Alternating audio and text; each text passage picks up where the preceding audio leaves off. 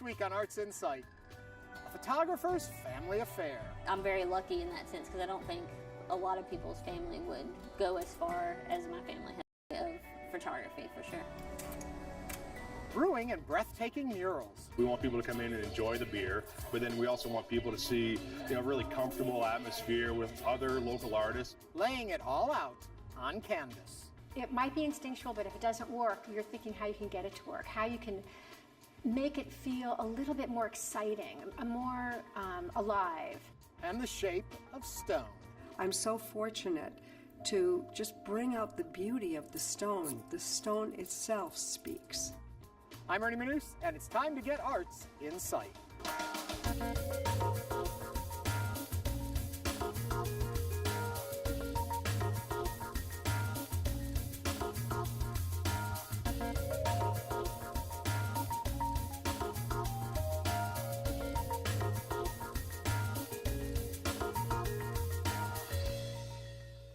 Welcome to Arts Insight. We're downtown at the center of last year's Mural Festival. Get ready, because tomorrow it all begins again. We've got the details, and they're coming a little bit later in the show. But first, as a photographer and filmmaker, Emily Peacock casts herself and members of her family as subjects in her work, offering a humorous and bizarre glimpse into her personal life and her artistic influences. I made films when I was younger. Me and my neighbors made films. There was always like creating a story, yeah, for sure. When I first started messing around with photography, I was doing a lot of self-portraits. And then I started photographing my family. I think maybe at first they were a little bit like, what? Like, what? What do you want us to do? Why do you want to take that picture? They're so used to it now, so they're just like, what? Okay, where do you want me to go? What do you want me to do? My sister and my mother I probably worked with the most.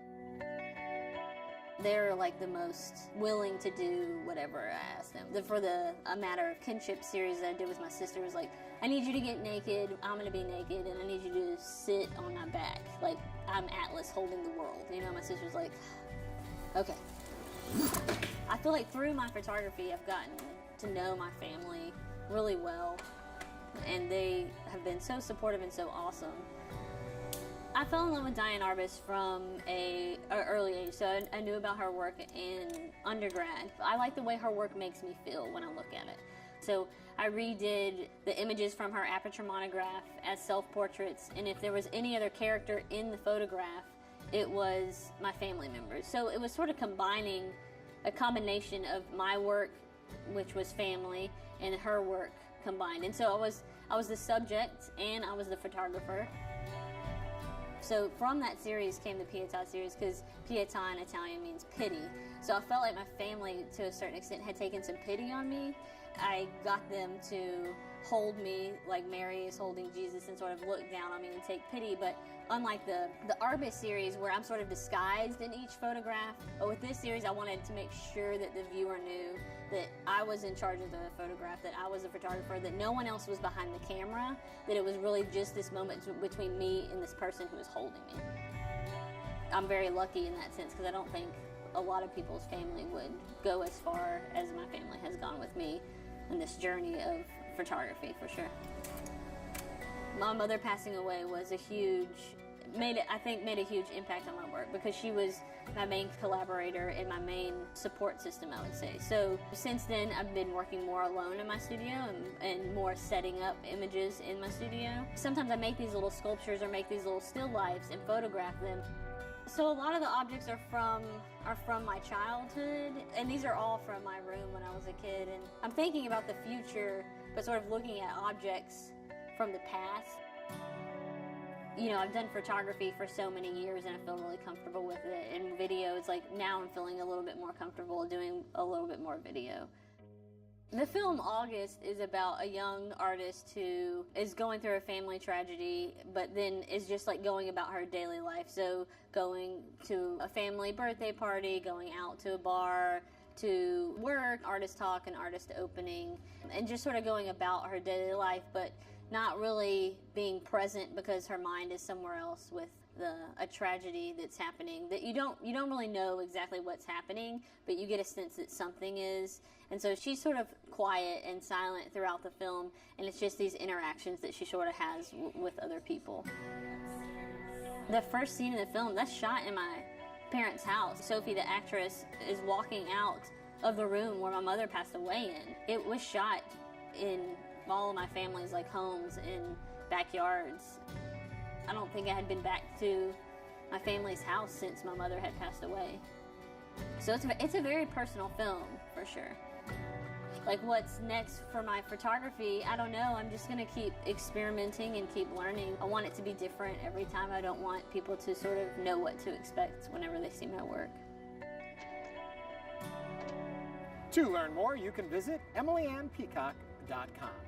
Now we are over on the East End, where it promised to be a very colorful weekend coming up. It is HUE Mural Festival, and here to tell us all about it is the founder, Gonzo 247. What's going on, brother? Good to see you, man. Good to see you. Likewise. Okay, so you are beautifying the city one wall at a time. That's exactly right. You know, our goal is to just add to the visual landscape of what makes Houston the best place on the planet.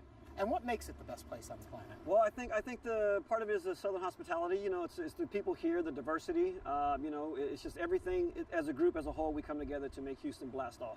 Well, you've been making this part of the city a lot more colorful lately. Last year you had the festival, and some of the work we see behind us is from last year. Correct. You're doing a whole other festival. Tell me about what it is. So basically what we're doing is working with the property owners and the community, local artists, as well as bringing in national and international artists to basically celebrate the city and create murals that are going to live on and just really bring a lot of color to the streets of the city. Again, working with local artists is key, but also want to kind of salt and pepper it with some national, international flavor. Just to kind of, we want Houston to become a destination for street art. Now, a lot of what we see right now is from last year's festival. Correct. Because part of the festival is they're going to create the work right in front of us. That is correct. So last year we were able to produce over 50 individual murals, and pretty much 95% of those are going to live on. The goal is to keep adding, not painting over. So this year we were able to acquire new buildings, new walls. We're going to create new artwork specifically. But yes, you can come now and you can see the artwork that was created last year, but also come and see it live. People are going to be painting live. You can be able to see it from the beginning all the way to the completion. Okay, locations. Where are people going? Well, you can start off at the Graffiti and Street Art Museum of Texas. That's at 2219 Canal Street. You can pick up your festival map, and that'll be your starting point. But here we are at Graffiti Park in the heart of Edo on the corner of Leland and St. Emmanuel, and this is actually a nice little cluster for you to see. Okay, tell me this, the dates. October 15th through the 22nd. And on the 22nd, what happens? We have an actual mural completion celebration party. That's you got to be here.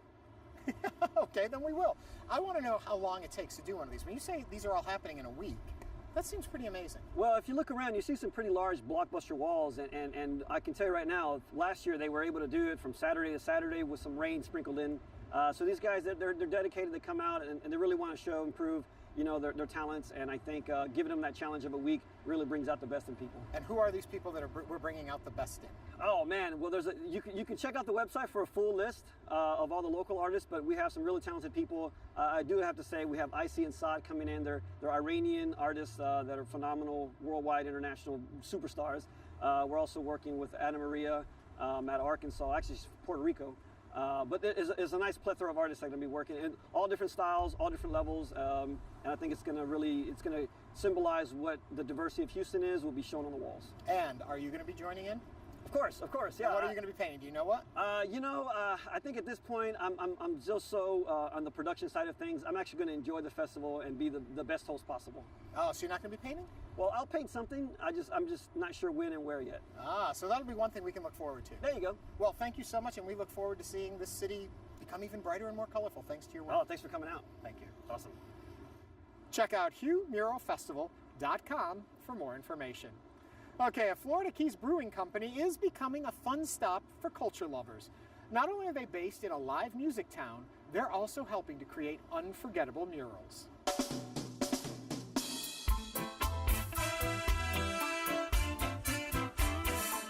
Florida Keys Brewing Company. We're in the heart of the Broadway Arts District. The space that we moved into had been used mostly for maintenance, so we had to do a lot of work to really kind of make it into what, first something we can make beer in, something fairly sanitary, and then we wanted to make it into almost an art gallery as well. Being in the arts district, my wife, her love of art and her skill with art, we really wanted to make it somewhere kind of very unique.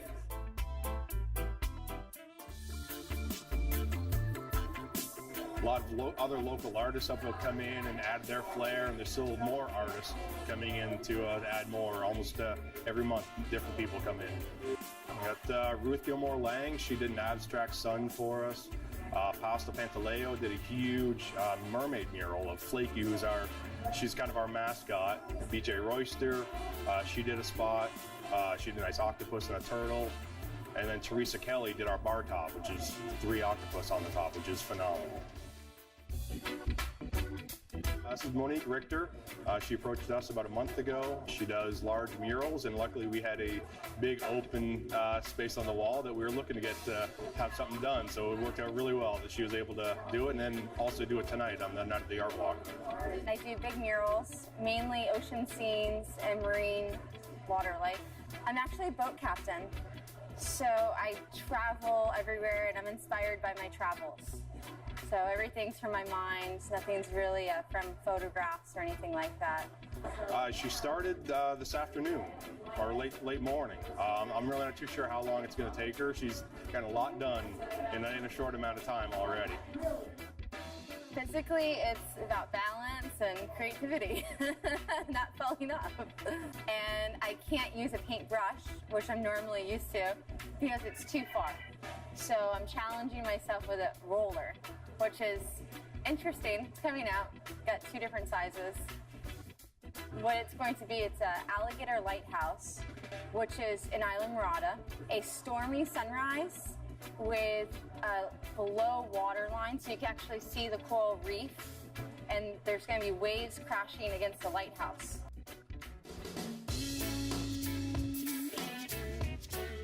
My wife's name is Cheryl McVeigh.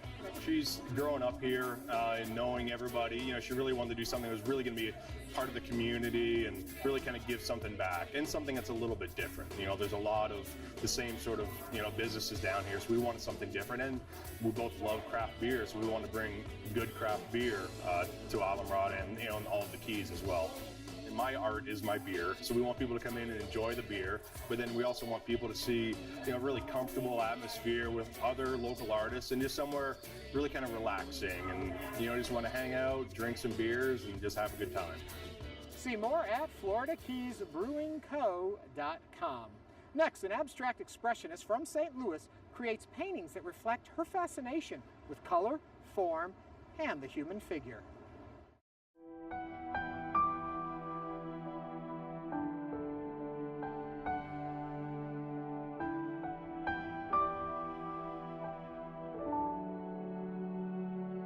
I would have to say that my art is abstract expressionist, if I had to put a term on it. Normally, if somebody does ask me, I say I really don't know how to describe it, because it's expressive, it's fairly abstract, definitely has some representation to it. I started in my 20s, and 20s is kind of a tumultuous time.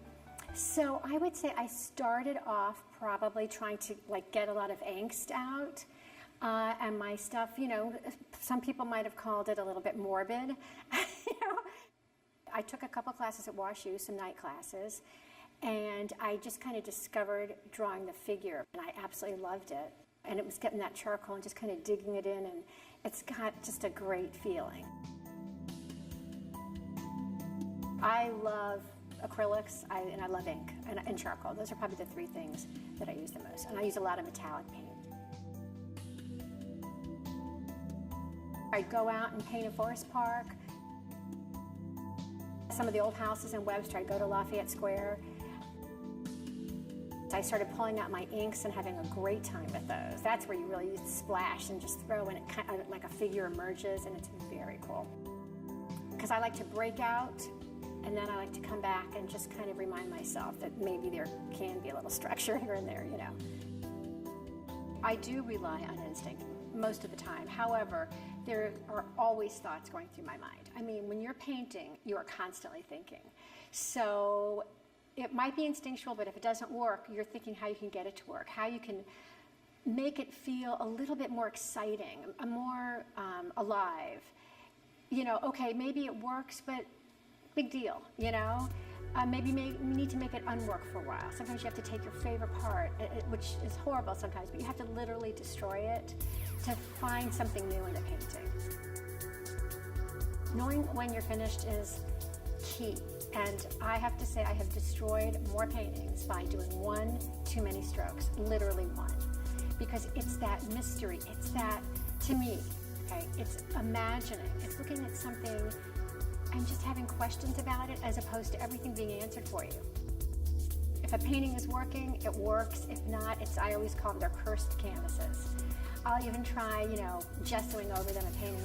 Most of the time, a cursed canvas needs to be dumped. You know?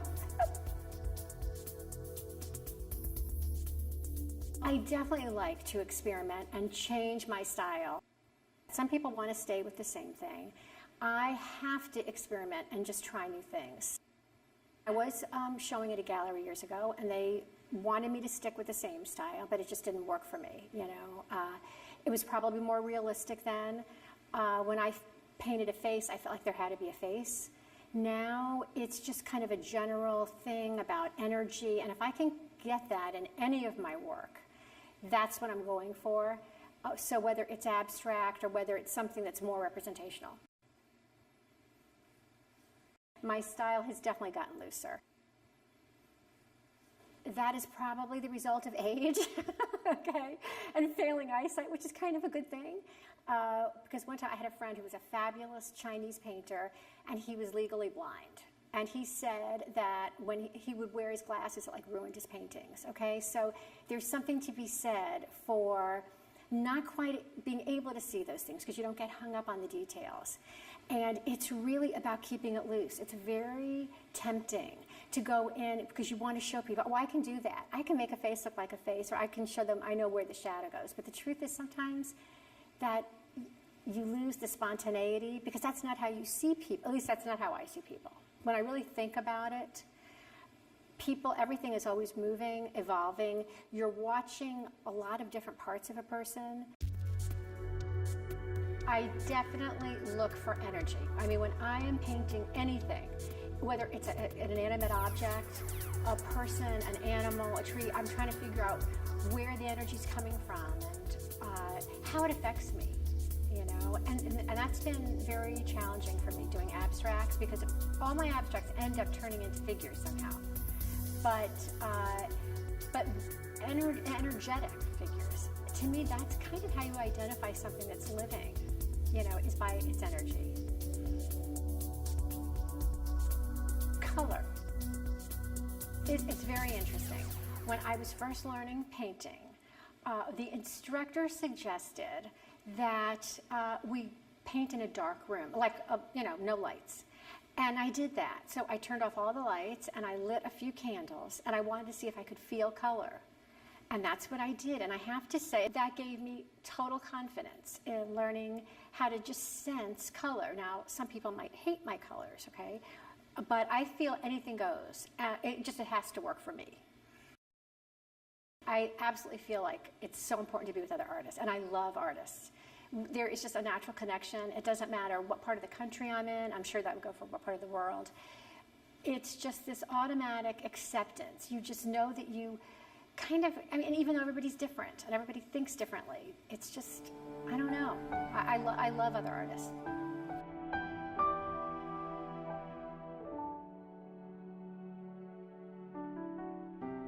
Why do I paint? It's absolutely a need, and just a need to express myself and probably to express things that are not expressible through words. To find out more, visit marlenelewis.com. And finally tonight, over a prolific career spanning nearly 4 decades, this artist has become known for gathering and sculpting rare alabaster stones from the deserts of the American Southwest. We are in the shadow of Squaw Peak, which is the exact center of Arizona. And we're on the edge of the Verde Wilderness. So we live in this very magnificent, expansive corner of the planet where we can make a lot of noise and a lot of dust and not bother anybody. I'm Susanzalkan, and I have been a professional alabaster stone carver for almost 40 years. Really, my art has been about celebrating this material. I'm so fortunate to just bring out the beauty of the stone. The stone itself speaks.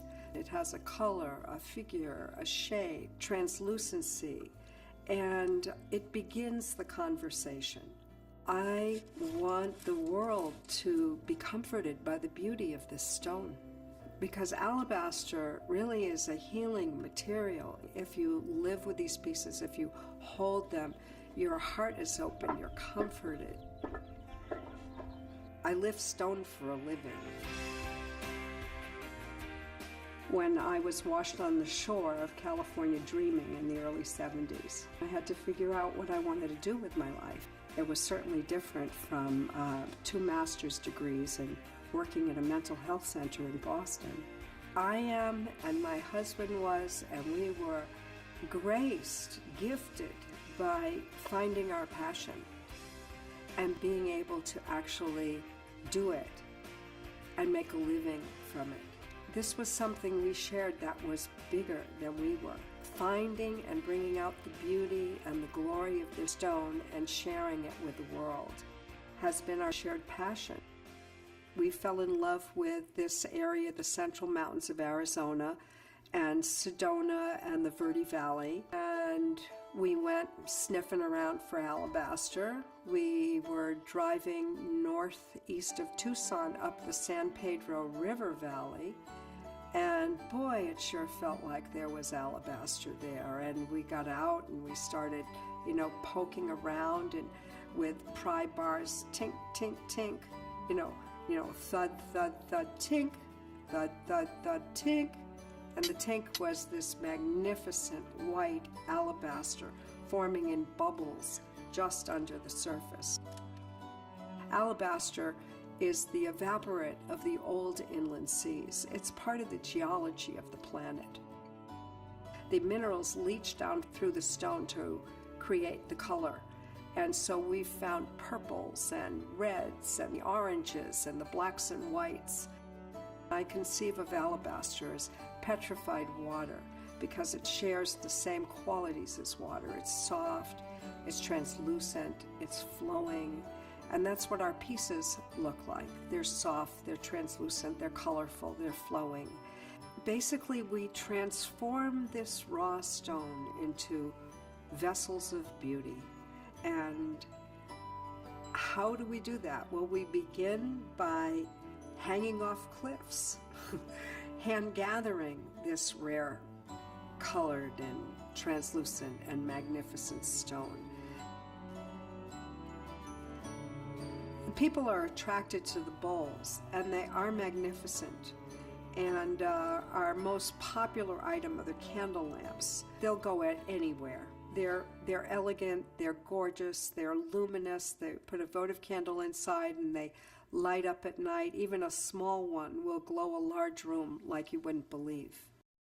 This is kind of a larger bowl, candle lamp bowl that I carved, but this is the process that I pick out a raw stone and I take it first to the standing grinder and I hold it and I carve away the bark, the outside bark, and I reveal its shape and I start shaping the outside of the piece. This is where I begin for the smaller bowls.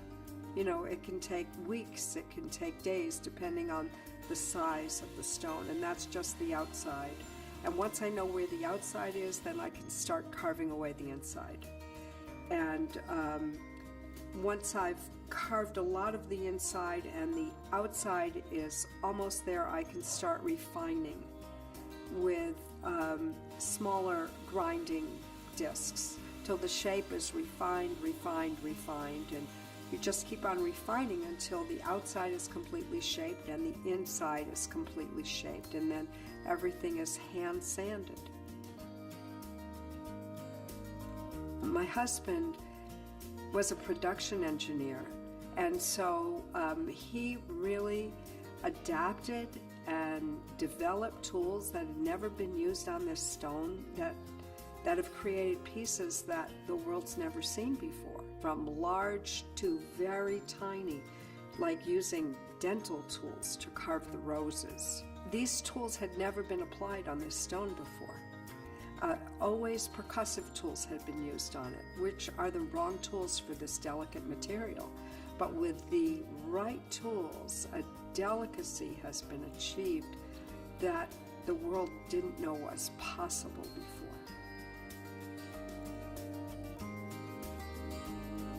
We've created all of these genres, hundreds of genres, flowers and landscapes and inlays and doodly squats and faces and all these genres, really. What do I want to make today? Really, there are so many possibilities always out there. This is a material that has been beloved for thousands of years by hundreds of cultures.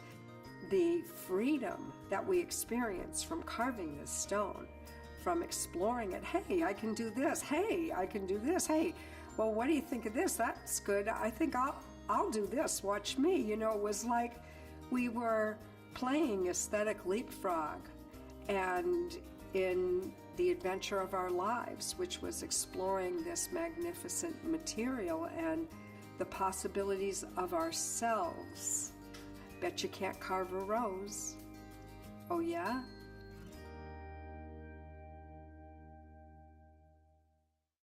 To see more, visit alabaster.net. And that does it for this edition of Arts Insight. From Edo and the HUE Mural Festival, for Houston Public Media, I'm Ernie Manous. Thanks for watching, and have a great week.